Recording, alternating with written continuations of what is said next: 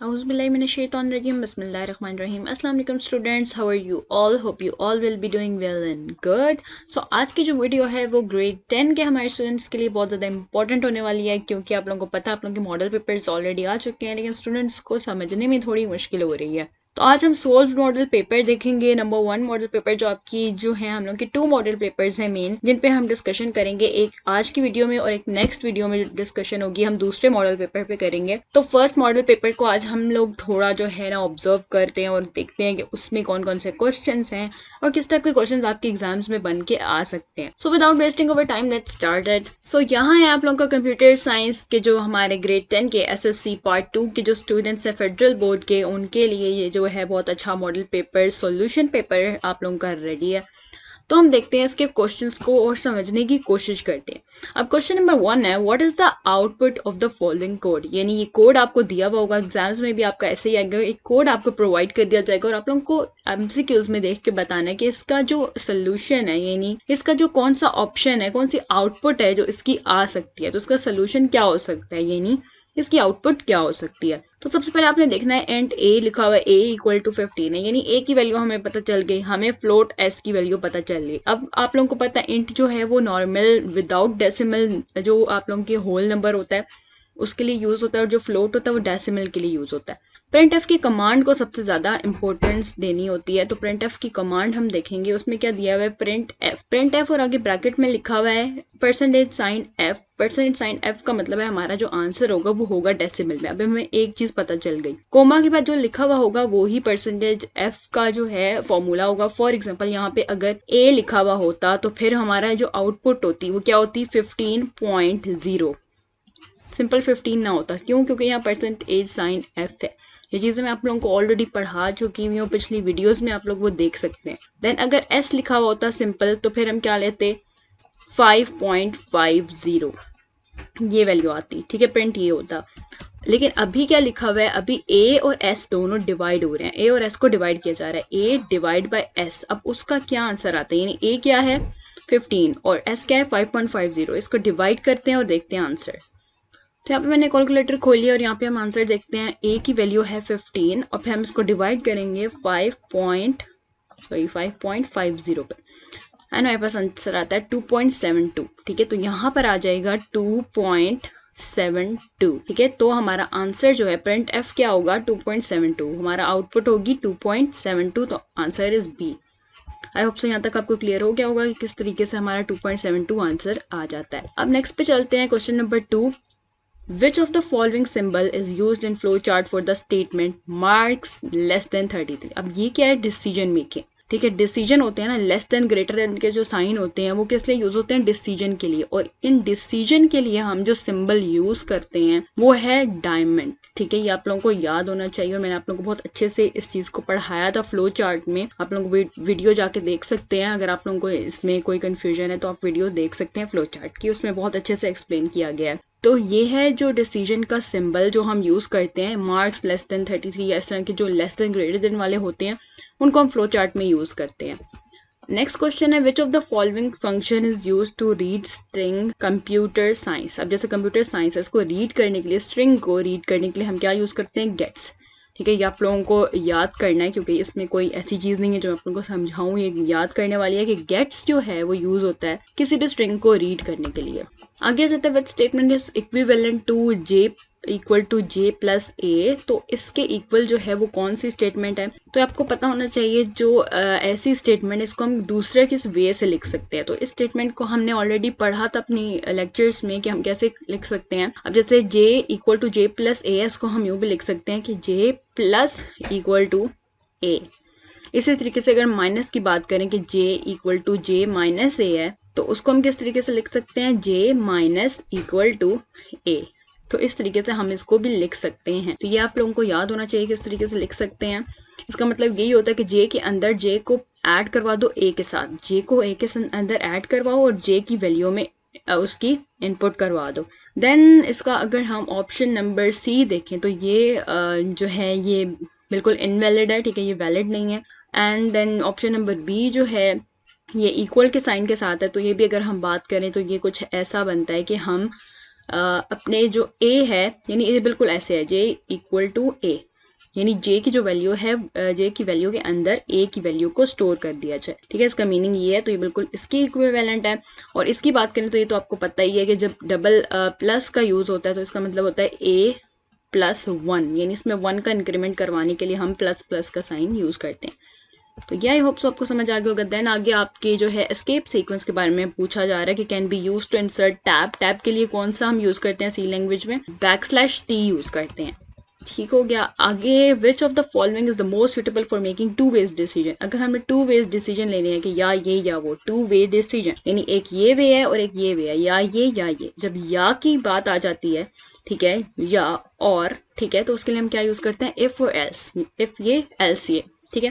तो if else की जो स्टेटमेंट है वो हम यूज करते हैं टू वे डिसीजन के लिए। आगे आ जाता है how many times FPIC will be displayed for the following code. अब ये कोड आपको गिवन है, ठीक है, ये यहाँ तक कोड है। अब इस कोड को देखते हुए यहाँ से है, ठीक है, फॉर लूप यूज हुआ है और आगे printf की कमांड में FPIC लिखा हुआ है। अब इसको हम देखते हैं किस तरीके से हम देखेंगे और हमें पता चलेगा कि ये डिस्प्ले जब होगा तो ये कितने times, how many times display होगा। सबसे पहले हम आई की वैल्यू को देख लेते हैं। यहाँ पे मैंने आई लिया, उसका मैंने एक बॉक्स बना दिया।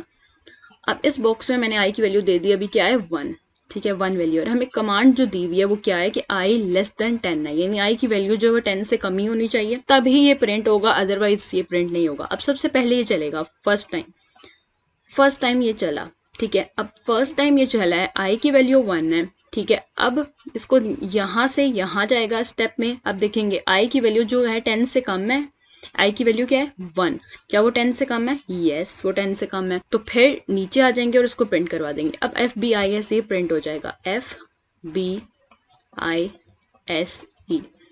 ठीक हो गया। एक सेकेंड, इसको हम यहाँ पर लिखते हैं, FBISE प्रिंट हो जाएगा, ऐसे हो गया, ठीक है। अब क्या होगा, यहाँ से ये ऊपर जाएगा, ठीक है, यहाँ से ऊपर जाएगा। अब आई में +2 करवा दो, यानी आई की वैल्यू क्या थी 1, 1 में +2 करो कितना हो जाएगा 3 हो जाएगा।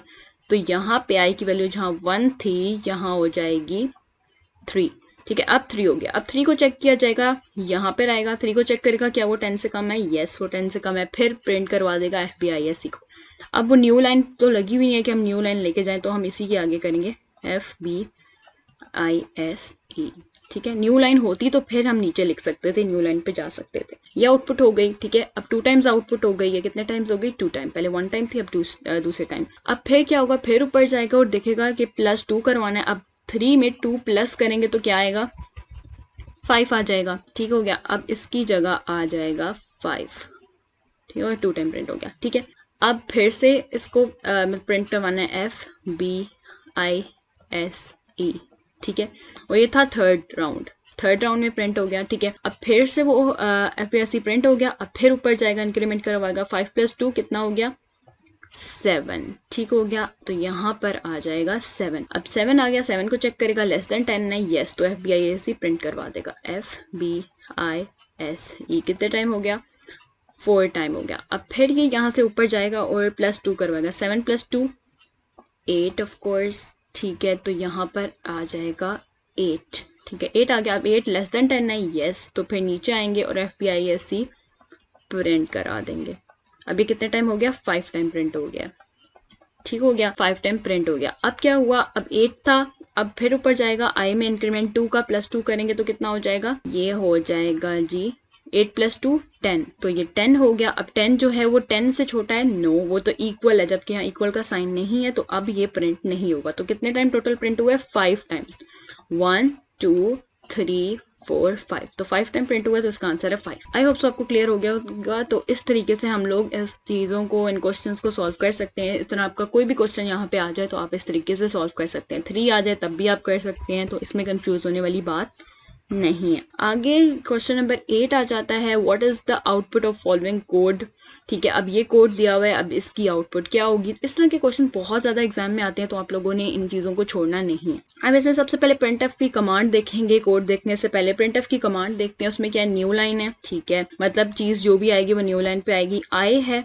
ठीक है, आई = जो प्रिंट होना ही होना है, एंड फिर %d, मतलब कोई ना कोई इंटीजर है, कोई ना कोई होल नंबर है जो प्रिंट होगा, एंड देन कोमा के बाद आई लिखा हुआ है।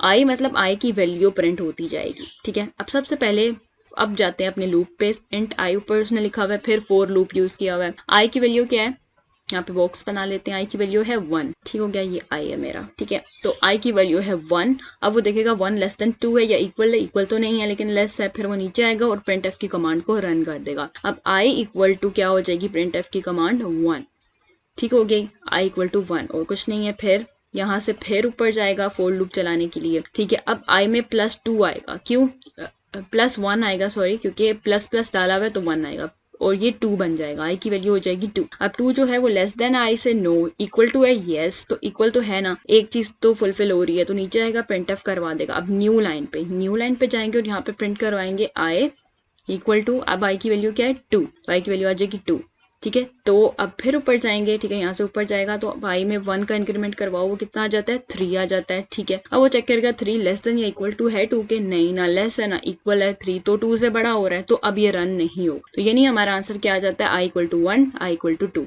ये ठीक हो गया, option number B. I hope so यहाँ तक आपको क्लियर हो गया होगा कि किस तरीके से हम लोगों ने इस क्वेश्चन को सॉल्व किया। आगे which one of the following gates has an output A dot B. अब ए डॉट बी किस लिए यूज होता है, किस में यूज होता है, कौन से गेट में, हमने पढ़ा था एंड गेट में ये यूज होता है, ठीक है। तो ये भी बहुत इजी था। फिर आगे when the input to an inverter is low the output will be, एक इन्वर्टर है, इन्वर्टर मतलब आप कह सकते हो नॉट गेट, ठीक है, यानी अगर वो लो है तो हाई हो जाएगा, हाई है तो लो हो जाएगा, 0 है तो 1 हो जाएगा, 1 है तो 0, इन्वर्टर यानी इन्वर्स कर देगा, उलट कर देगा, ठीक है। वो कहता है अगर लो है इनपुट तो आउटपुट क्या होगी, हाई हो जाएगी, ठीक है, लो है तो हाई हो जाएगी, हाई है तो लो हो जाएगी, इस तरह यहाँ पे हाई होता तो लो हो जाती, ठीक है। तो ये भी इजी था। देन आगे वाला जो है what is the output of the HTML code, HTML code की इसकी आउटपुट क्या होगी। अब उसने क्या लगाया हुआ है, ये ऑर्डर्ड के लिए और लिस्ट यूज की हुई है, यानी इसका एक लिस्ट बनेगा लेकिन ऑर्डर्ड लिस्ट का मतलब क्या होता है, हम लोगों ने पढ़ा था कि ऑर्डर लिस्ट होती है 1 2 3, मतलब जिसमें नंबर्स होते हैं, बुलेट पॉइंट्स यूज होते हैं लेकिन नंबर्स के साथ, ठीक है। और दूसरे जो होते हैं जो अनऑर्डर्ड होते हैं, जो ऑर्डर्ड नहीं होते हैं, उनके साथ जो है बुलेट पॉइंट्स के लिए डॉट यूज होता है। तो ये बिल्कुल ईजी है, ठीक है। LI यूज हुआ लिस्ट के लिए, OL ऑर्डर्ड के लिए, यानी जो ऑर्डर्ड वाली लिस्ट है, मैग्नेटिक डिस्क और CD एंड DVD कहाँ पे है, ये वाला 1 और 2 यूज हुआ है, तो ये वाला आंसर हो गया। Which one of the following is correct HTML statements to divide browser window into 3 columns. तो 3 कॉलम्स में अगर आपने ब्राउजर विंडो को डिवाइड करना है, उसलिए हम क्या यूज करते थे, हमने पढ़ा था कि कौन सी करेक्ट है, फ्रेम सेट COL, ये हम यूज करते हैं जब हमने ब्राउजर को 3 पार्ट्स में डिवाइड करना होता है, उसके लिए परसेंटेज इस तरीके से डिवाइड होती है। देन हमारे पास जो है सेक्शन बी आ जाता है, what is an algorithm and what is the role of algorithm in problem solving, ठीक है। यहाँ पे एक आंसर दिया हुआ है, आप लोग ये भी पढ़ सकते हैं या आप अपने इजी वर्ड्स में जो आप लोगों को समझ आइए वो लिख सकते हैं, या नेट से भी आप लोग आंसर ले सकते हैं। अगला क्वेश्चन है point out valid and invalid variable names. Valid और इनवैलिड कौन से आप लोगों ने यूँ टेबल बनाना है तो टेबल बना लें, वरना डायरेक्ट भी लिख सकते हैं आप लोग, ठीक है, कोमास के साथ इनको आप अलग कर लें और इस तरीके से आप दे सकते हैं। या आप यूँ भी कर सकते हैं, जैसे डिफाइन है और डिफाइन इनवैलिड है तो आप डिफाइन और आगे ब्रैकेट में लिख दें इनवैलिड यूँ लिख दें, ब्रैकेट क्लोज, कोमा और फिर नेक्स्ट वाली जो भी है 5 नेम आ गया, ठीक है, फिर आगे ब्रैकेट में इनवैलिड, ठीक है। तो इस तरीके से भी आप इसको लिख सकते हैं। Then write 2 advantages and 1 disadvantage of compiler. Compiler का एक एडवांटेज, 2 एडवांटेज और डिसएडवांटेज आपने लिख देने हैं। देन हमारे पास आ जाता है valuated each of the following expression, ये आप लोगों को एक्सप्रेशन दी हुई है, ऊपर उनके जो हैं वैल्यूज दी हुई हैं, तो ये देख के आपने इनको सॉल्व करना है। बहुत ही इजी क्वेश्चन है जो हम ऑलरेडी कर चुके थे, तो ऊपर दिए हुए और आप लोगों ने इस तरीके से इनको, ये एक्सप्रेशन है और ये इसका सोल्यूशन है, ये एक्सप्रेशन है और ये चीज का सोल्यूशन है, तो ये इस तरीके से हुई हुई है। फिर 5 question, write down the name and purpose of any 3 format specified. Format specified कोई से भी 3 आपने उठाने हैं और उनके बारे में आपने एक्सप्लेन कर देते हैं। जो मेन है हम लोग यूज करते हैं डेसिमल इंटीजर, फ्लोटिंग पॉइंट और सिंगल कैरेक्टर ही है, तो आप वही लेके इसको इस तरीके से आंसर कर सकते हैं। देन डिफाइन द फॉलोइंग, तो कंट्रोल स्टेटमेंट को डिफाइन करें और कंडीशनल स्टेटमेंट को डिफाइन करें, ठीक है। तो ये कौन सी है वो, what is the conditional operator, give an example, उस तरीके से आपने एक एग्जांपल के साथ प्रॉपर एक्सप्लेन कर देना कि कंडीशनल ऑपरेटर क्या होता है। आप अपने खुद से भी लिख सकते हैं सब कुछ, ठीक है। What is okay, write a program using while loop to print odd number from 1 to 10। Odd number किस तरीके से प्रिंट करते थे हम लोगों ने पढ़ा था, आप लोगों को अच्छे से याद होगा, वो भी कर सकते हैं, इधर हुआ भी है तो आप ये देख सकते हैं। देन ये भी आप लोगों ने प्रोग्राम दिया हुआ है तो उसकी आउटपुट क्या होगी, कुछ इस तरीके से इसकी आउटपुट होगी। आप देख सकते हैं यू जो है उसकी 1 वैल्यू है। इस तरह करते करते उसके अंदर अब ये नेस्टेड लूप है, ठीक है, उसके अंदर एक और लूप रखा हुआ है, तो वो आपने देखते जाना, तो इस तरीके से ये प्रिंट होता है। ये हमने ऑलरेडी किए थे तो आप वो भी देख सकते हैं। देन ये ट्रुथ टेबल आ जाता है, तो टेबल का किस तरीके से यूज़ करना है आपको पता ही है, ठीक है। अब इसमें सबसे पहले हम क्या देखते हैं, वेरिएबल्स देखते हैं। कितने वेरिएबल्स, 3। 2 की पावर 3 करेंगे, आ जाएगा 8, और एक बार उसको डिवाइड कर देंगे 2 के साथ, उसको डिवाइड कर देंगे 2 के साथ, तो आंसर आ जाएगा 4। तो 4 4 करके करेंगे, यानी सबसे पहले x को लेंगे और 4 टाइम 0, 4 टाइम 1, देन 4 को डिवाइड करो 2 पे तो 2 आता है, यही 4 से half, 2 time 0, 2 time 1, 2 time 0, 2 time 1, then एक एक करके, एक टाइम 0 1 0 1, ठीक है। तो फिर उसके बाद क्या करते होते हैं, उसके बाद अब देखें यहाँ पे इन्होंने डायरेक्ट किया हुआ है, यानी क्योंकि उनको ऑलरेडी आप ऐसे कर सकते हैं कि डायरेक्ट कर सकते हैं, जैसे यहाँ पे हुआ हुआ है x not, y not and z direct. वरना आप क्या करो, यहाँ पे बीच में कॉलम्स डालो, मैं यहाँ पे डाल के दिखाती हूँ कि जिसमें आपका 3 कॉलम्स डालेंगे बीच में, ठीक है, जिसमें एक जो है वो x नॉट होगा, दूसरा y नॉट, तीसरा z नॉट। तो वो आप लोगों के लिए ज़्यादा ईजी होगा कि आपने क्योंकि नॉट का मतलब क्या होता है, इनवर्स हो जाना। 0 है तो यहाँ पे 1 हो जाएगा, 0 है 1 1 1, 0 0 0 0। y का क्या है, 0 0 है, 1 1 हो जाएगा, फिर 0 0 1 1 0, यानी इनवर्स होता जाएगा। z का क्या है, 0 है तो 1 0 1 0 1 0, इस तरीके से चलता जाएगा। तो फिर आप वो भी देख सकते हैं। अदरवाइज ये भी तरीका ठीक है कि आपके कॉलम्स कम हो जाए, जगह कम होती है, तो फिर आप डायरेक्ट टू डायरेक्ट कर लें। पहला उसने उठाया अलग कर लिया, दूसरा उठाया अलग कर लिया, फिर तीसरा उठाया अलग कर लिया, और एंड में सबको इकट्ठे उसने प्लस ले लिया, यानी कि और गेट ले लिया। तो आई होप सो आपको ये भी क्लियर हो गया होगा। हम ऑलरेडी तो टेबल कर चुके हैं तो आपको आते ही होंगे, तो आप इजीली कर सकते हैं। देन ये वाला क्वेश्चन देख लें, ये भी बहुत इजी है। फोर लूप का कोड आपने इसको फोर लूप में कन्वर्ट करना है। फोर लूप बहुत इजी लूप है, आपको आते ही होगा, तो उस तरीके से हम इसको कर लेंगे, हमने ऑलरेडी पढ़े हुए हैं। Then write down benefits of web portal, give one example. ये आपको आनी चाहिए, पढ़ सकते हैं आप, स्क्रीनशॉट बना लें अगर आप लोगों को पढ़ना है तो। Use appropriate text formatting tags to define the following, writing example, example के साथ हर चीज़ एक्सप्लेन करनी है। लॉन्ग क्वेश्चन में आप लोगों ने एग्जाम्पल देनी ही देनी है, चाहे वो पूछें या ना पूछें। तो या ये हो गया। देन सेक्शन सी आ जाता है हमारा लॉन्ग क्वेश्चंस का। Draw flow chart to calculate the exponent of given number. एक गिवन नंबर का आप एक्सपोनेंट कैसे निकालते हो, हमने फ्लो चार्ट्स के चैप्टर में पढ़ा था। आपको समझ नहीं आई तो समझ सकते हैं, अदरवाइज ये आंसर है, ये देख लें। देन ये है explain any 4 modules of C programming environment. Compiler, text editor, सारा कुछ एक्सप्लेन कर दिया। तो मॉडल पेपर तो आपने छोड़ना ही नहीं है, लाजम आप लोगों ने करना है इसको। बुलियन एक्सप्रेशन और कर्न ऑफ मैप हम लोगों ने पढ़ा था, आप लोग देख सकते हो। Then question number 5, remove the errors. इसमें जो एरर्स हैं वो आपने रिमूव करने हैं, ठीक है। ये जो है ये क्वेश्चन है, इसमें एरर रिमूव करने, और जब रिमूव किया तो उसका ये बन गया, ठीक है। तो आप यहाँ पे देख सकते हैं। देन आगे है part 2, convert the following programme using switch statement. ये प्रोग्राम है, इसको स्विच में कन्वर्ट करना। केसेस यूज हो जाएंगे, पता ही आप लोगों को। देन ये भी इसका पार्ट है। सो आई होप तो आपको समझ आ गया होगा। यहाँ तक नोट भी उन्होंने दिया हुआ कि आप इसके अल्टरनेटिव आंसर्स भी लिख सकते हो, ज़रूरी नहीं है कि आपने यही याद करने हैं। तो आई होप सो यहाँ तक आपको पूरा जो है आज का जो मॉडल पेपर है समझ आ गया होगा। क्वेश्चन अगर आपको समझ नहीं आए तो आप हमारी वीडियोस देख लें, वीडियो में हर चीज़ एक्सप्लेन की हुई है, फ्लो चार्ट्स का, एल्गोरिथम का, हर चीज़ का चैप्टर अवेलेबल है। तो हमारी वीडियो यहाँ तक की थी। आई होप सो आपको क्लियर हो गए होंगे सारे डाउट्स। नेक्स्ट मॉडल पेपर हमारा इसी का ग्रेड 10 के लिए ही आएगा, कंप्यूटर साइंस का। नेक्स्ट मॉडल पेपर सेट 2 का सोल्यूशन पेपर, जिसको हम जो है प्रॉपर एक्सप्लेन करेंगे, डिटेल में देखेंगे। तो चैनल को सब्सक्राइब कर लें ताकि आप लोगों को हमारी नोटिफिकेशन फ़ौरन से मिल जाए। और वीडियो अगर अच्छी लगी है, चीज़ को समझ आ गई है, आपको सारी चीज़ें क्लियर हो गई हैं, तो वीडियो को लाइक ज़रूर करें और अपना फीडबैक कमेंट में ज़रूर दिया करें, ताकि हमें पता चलता रहे कि आप लोगों को चीज़ें क्लियर हो रही हैं कि नहीं हो रही। अल्लाह ताला आप लोगों को बहुत ज़्यादा कामयाब करे। पेपर्स आप लोगों ने अच्छे से देने, अच्छे से तैयारी करें। आप लोग पेपर में बहुत ज़्यादा आप लोगों के अच्छे मार्क्स आए इंशाल्लाह। अपना बहुत ज़्यादा ख्याल रखिएगा, चैनल के साथ जुड़े रहें। अल्लाह हाफ़िज़।